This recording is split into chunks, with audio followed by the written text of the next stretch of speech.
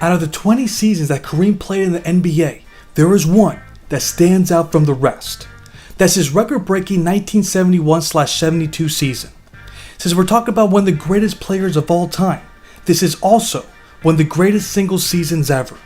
There's even a case to be made that it's the greatest. What was the driving force of this iconic season? Let's consider the context. In the previous year, the Milwaukee Bucks won their first title in franchise history. It was as dominant of a season as you'll ever come across.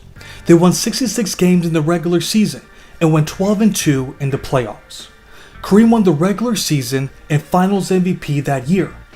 This was something that surely boosted his confidence. In just his sophomore season, he knew that there was nobody that could touch him. Now he knew how to win in the NBA to go along with his tremendous set of skills, and he put that all into good use. What he ended up accomplishing was historic. Take a look at the advanced numbers that he recorded. He earned 25.4 win shares. That is the highest mark in NBA history. The 18.3 offensive win shares and the .34 win shares per 48 minutes are also the all-time record. There was nobody that was impacting their team the way Kareem was. He was a combination of two of the greatest big men that he took the torch from. He was the most dominant offensive force since Wilt Chamberlain, and he was swatting shots as if he were Bill Russell. Scoring at that rate while being the ultimate rim protector was a huge asset to have in those times. And there was nobody that was touching the numbers that he recorded, not just for that era, but also in modern times.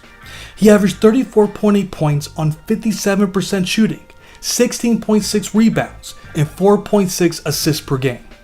That is the highest scoring average of his 20-year career and the second highest rebound average. From a historical perspective, he is the only player to average over 55% from the field while scoring at least 34 points per game. When we think of dominant big men, we surely bring up players such as Shaquille O'Neal and Wilt for the physical advantages that they had over their opponents. However, Kareem displayed that same level of efficiency while utilizing a wide array of shots to score whenever he wanted. For example, this is what the New York Times wrote about Kareem's performance that season. Quote, "At the heart of Milwaukee's confidence is Kareem Abdul-Jabbar, the 24-year-old giant. His immense offensive skills make him nearly unstoppable, even against Wilt Chamberlain, the 35-year-old Lakers superstar whom Abdul-Jabbar seemingly has replaced as basketball's premier offensive center." End of quote. He brought up Wilt Chamberlain for a reason. That is because everyone was watching when the Milwaukee Bucks faced the Los Angeles Lakers that year. The Lakers were in the most literal sense unbeatable. They had the most impressive win streak in NBA history when they won 33 consecutive games. There was only one team that had a chance to break that record, and that was the defending champions. When they faced on January 9th, it was televised nationally, and the world was ready to see one of the most hyped regular season matchups. This game can still be seen in its entirety today. However, it's one of the few games where we can watch Kareem from that season. So to have an idea of how he was performing that year, here are some of his most notable plays from that game. Here is Abdul-Jabbar inside against Chamberlain. He got it. Contact inside. Dandridge goes sliding. Jabbar whirls to the baseline. 42-40 Milwaukee is Abdul-Jabbar. Gets it in there. Just over Wilt Chamberlain. Kareem had gone out then as he should have. Jabbar again. And it goes to Jabbar. Slapped away, but he gets it back and missed the shot. Rebounds it and scores. If you noticed, there were barely any sky hooks, Kareem's most signature shot. And there's a reason for that. He made a subtle adjustment by setting up to the right of the basket instead of remaining in the spot he prefers on the left. The idea was to overcome Wilt's greater strength by moving in close to the basket. In the second half, he discarded the hook shot completely and turned to face Wilt, shooting short jumpers over him. The Bucks ended up beating this legendary team by 16 points. Kareem ended with 39 points on 53% shooting, 20 rebounds, and 5 assists. That performance proved more than anything that there was much more to his game than just his sky hook. That is certainly his claim to fame, but during this time, his athleticism allowed him to do so much more. You can take it from me or from some of the people in the league that witnessed him play. For example, check out what ex-player Wayne Embry mentioned to Newsday back in 1972. Quote, "Look at his hands, the quickness in the way he dribbles. Look at his moves, look at his passes. You'll hear people say he wouldn't be playing pro basketball if he weren't 7 feet tall. But he would be playing this league if he were 5 feet 11. End of quote. It was his skill set that allowed him to dominate at the level he did. For example, there were 5 games where he scored over 50 points. This was a season where he scored his career-high 55 points against the Boston Celtics. And he even scored 50 points against Wilt Chamberlain late in the season. There weren't many players during that time that could score 50 on Wilt, but there was no stopping Kareem. It's no wonder that he won the MVP and scoring title that year. You can also say that he recorded those career numbers out of necessity. If you read some of the articles that were written during this time, the perception was that the Bucks were not as strong of a team as the previous year. The reason was due to some of the roster moves that were made.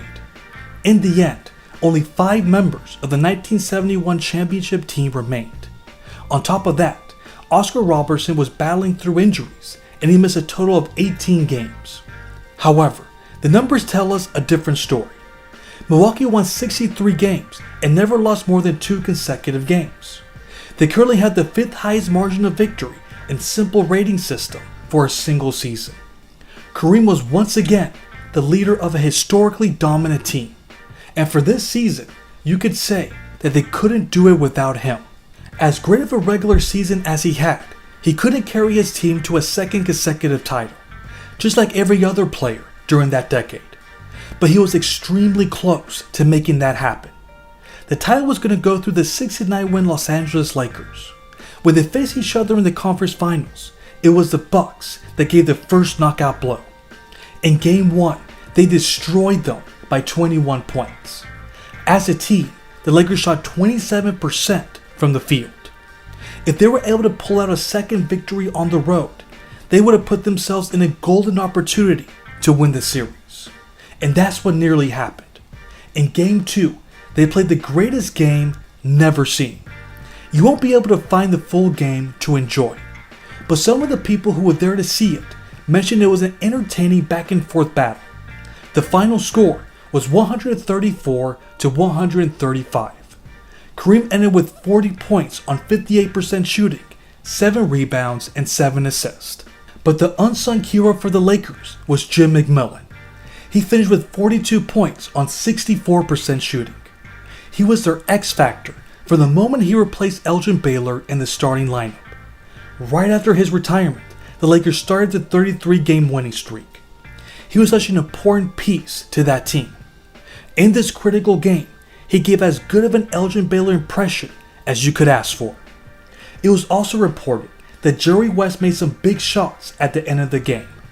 If it wasn't for their clutch performances, they could have gone 0-2 headed to Milwaukee, and the Bucks would have been in a prime position to reach the finals. They could have suffered another bitter end to their season, but the Lakers took control of that series and eliminated them in 6 games. Kareem didn't end the season with a title, but that doesn't take away from what he accomplished. He simply lost to a better team that was desperate to win a title. There's no shame in that. I believe this is one of the top 5 greatest regular seasons by a player. When I ranked the 300 greatest regular seasons in my latest book, and when I counted down the 100 greatest regular seasons by a player in this video, I had it ranked 4th all time. Would you have it ranked this high? Where would you have this ranked among the greatest seasons in NBA history? And what do you remember the most from this underrated year by Kareem? Let me know in the comments. Thanks for watching.